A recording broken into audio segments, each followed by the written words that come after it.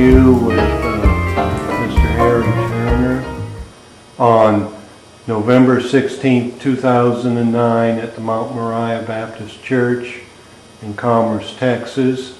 The interviewers are Dr. Shannon Carter and Dr. Jim Conrad. This is going to be part of the National Conversation on Writing and also part of a LSTA grant that the library at Texas A&M University-Commerce received this year to document African American history. We interviewed you Friday, and so really this is a continuation. We've thought up some more questions to ask you. You've been very active in this church, a longtime resident of the Norris community in Commerce, and officially designated the historian for the church and I guess the community. I'll turn it over to Shannon. Okay. So last time we talked a lot about the history of the Mt.Mariah Church, which makes sense as we are working on a historical marker. This time I would like to hear more about your history as a writer, and he laughs when I call it that. But as a local historian, as somebody who has been drawn to document local history, which we really appreciate, I kind of wanted to hear a little bit about your origins as a writer, when you got into it, and I have some specific questions that we'll ask about things that you read early on, were drawn to. I want to talk about writing in school, but I also want to talk about other kinds of writing that, and I would really love to hear more about your experiences writing at East Texas State. It sounded like one of the essays that you wrote might have actually stirred the pot to for the class action lawsuit that happened in the mid-90s. So your work is the kind of writing that gets stuff done. But we don't have much of your early history, so I'd like to start a little of that. What year were you born? December 28, 1946. Oh, your birthday's coming up, 1946, okay. And you were born in? Commerce, where? Matter of fact, on 2 houses down on the street. Oh, yeah. Okay, just down the street. You were born at home? Mm-hmm. Is that typical?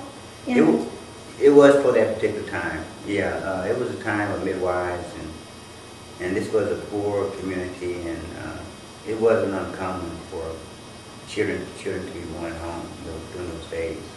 Would the midwife have been someone from the community? Usually. Did you know the midwife? No. No? Okay. No, I didn't know her. There were several, and they would come, during the last couple of days of a woman's pregnancy and just assist her in whatever way that midwives did.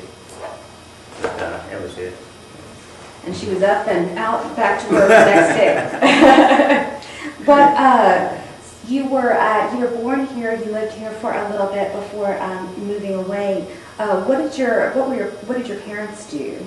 Did they work here in the community? Or? Yeah, my dad, he was a school teacher at Norris School. He was the he was a basketball coach here. And I had an aunt and another uncle who were also school teachers. They were a big influence on me, Harrity and Champion. The road right here is named for them. Named for them, yes, my family, yeah. And after my mom and dad divorced, after I was born, we moved to live with some relatives in Arizona from the time I was about 2 years old till about 12, almost 13. And I came back, and I think a lot of living out west kind of shaped my beliefs here today. And it kind of made me the way I am, because when I came to Texas to live, it was like another world for me, I wasn't used to things that I had experienced. Segregated schools, stores, businesses.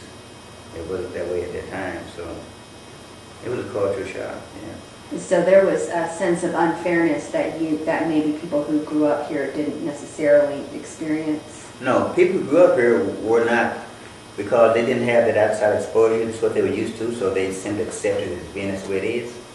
But when someone from another place came who knew things that they didn't know, I think it was harder for them. It's harder for me, particularly at that young age. It really was difficult.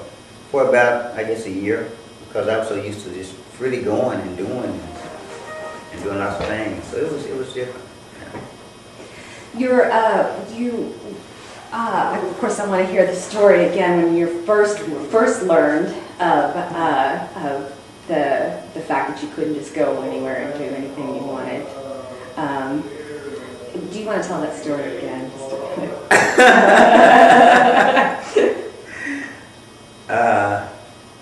I wrote an autobiography of myself. You did? Uh-huh. Where is that?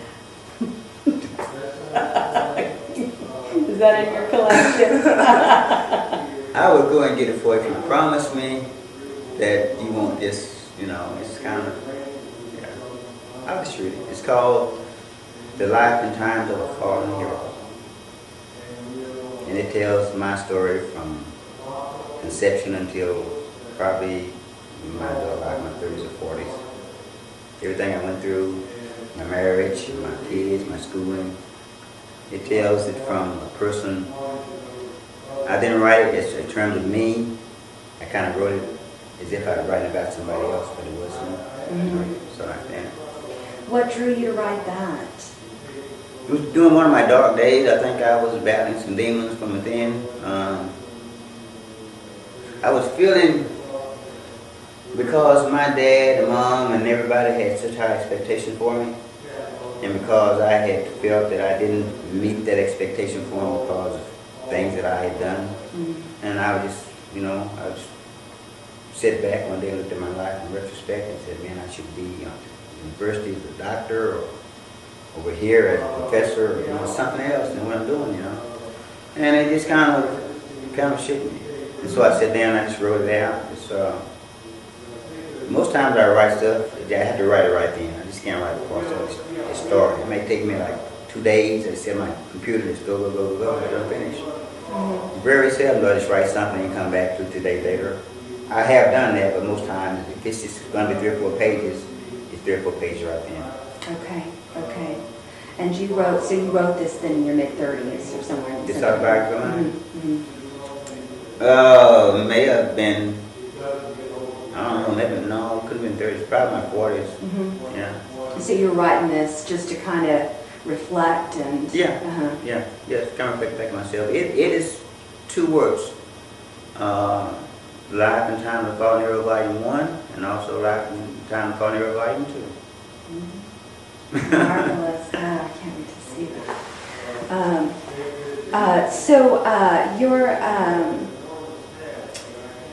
When you came back and you experienced segregation for the first time, became aware of it for the first time, Mm-hmm. did you talk to your peers about it? What was their response, if you did? Well, when I first came back, I had been back, we came in the summer. And I was going to go to school here during this September. And I had, my grandparents had been doing some type of domestic work. My grandfather worked at a service station. My grandmother did housework and stuff like that. She worked for a local doctor Siler here in the kitchen up there. And so they would give me an allowance on weekends, Fridays, 50 cents, $1, something like that. And so there was a movie in town, and I wanted to go see this movie called 1,000 Leagues Under the Sea. I believe it was a Kirk Douglas movie, and I heard about it and stuff, and I wanted to go there and see it. And I had my money, and I walked up to the counter and put my money on the little thing there and said, "1, please." And the guy looked at me and just...